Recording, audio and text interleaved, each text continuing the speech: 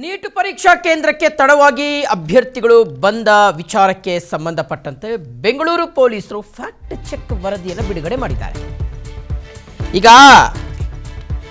ಮೊನ್ನೆ ನೀಟ್ ಪರೀಕ್ಷೆ ನಡೀತಲ್ವಾ, ಅವತ್ತು ಕೆಪಿಸಿಸಿ ಕಾರ್ಯಕ್ರಮ ಇತ್ತು. ಸೊ ಹಾಗಾಗಿ ಅಭ್ಯರ್ಥಿಗಳು ಲೇಟಾಗಿ ರೀಚ್ ಆದರೂ ಪರೀಕ್ಷಾ ಕೇಂದ್ರಗಳಿಗೆ ಅನ್ನುವ ವಿಚಾರಕ್ಕೆ ಸಂಬಂಧಪಟ್ಟಂತೆ ಇದೀಗ ಬೆಂಗಳೂರು ಪೊಲೀಸರು ಒಂದು ಫ್ಯಾಕ್ಟ್ ಚೆಕ್ ಅನ್ನು ಮಾಡಿ ಅದರ ವರದಿಯನ್ನು ಬಿಡುಗಡೆ ಮಾಡಿದ್ದಾರೆ. ಬೆಂಗಳೂರು ಸಂಚಾರಿ ಪೊಲೀಸರು ಮತ್ತು ನಗರ ಪೊಲೀಸ್ ಇಲಾಖೆ ತನಿಖೆಯನ್ನು ಮಾಡಿದೆ.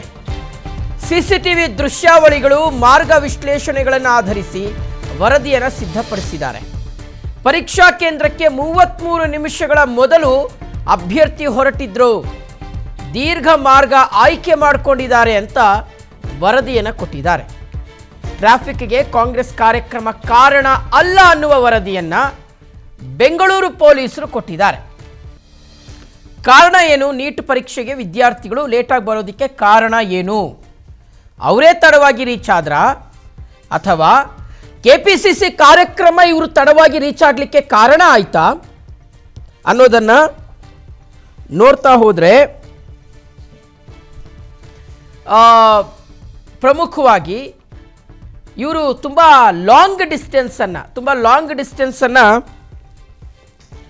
ಆಯ್ಕೆ ಮಾಡಿಕೊಂಡಿದ್ದೇ ಇವರು ತಡವಾಗಿ ರೀಚ್ ಆಗಲಿಕ್ಕೆ ಕಾರಣ ಆಗಿದೆ ಅಂತ ಪೊಲೀಸರು ವರದಿಯನ್ನು ಕೊಟ್ಟಿರುವಂಥದ್ದು.